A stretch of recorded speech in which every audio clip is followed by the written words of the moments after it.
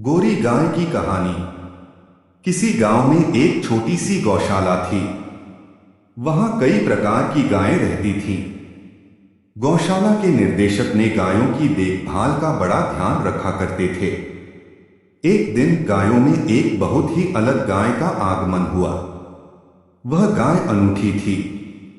उसकी आंखों में अनोखापन था। उसकी कमर में चोट लगी हुई थी, इसलिए वह ठीक से चल नहीं सकती थी। उसका नाम गोरी था। वह अकेली रह गई थी क्योंकि उसकी विशेषता को लेकर अन्य गायें उससे दूरी बनाए रखती थीं। गौशाला के सभी लोग गोरी गाय के साथ अच्छा व्यवहार नहीं करते थे। उन्हें लगता था कि वह नुकसान पहुंचा रही है। परंतु एक दिन गायों की देखभाल करते समय एक बच्चे ने गोरी को देखा।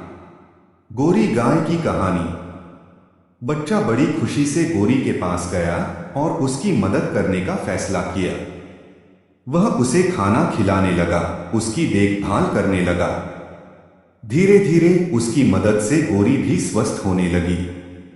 बच्चे ने गोरी गाय को अपना दोस्त बना लिया था। वह रोज गौशाला जाता और गोरी की देखभाल करता। उसने उसे कभी भी अकेला नहीं छोड़ा।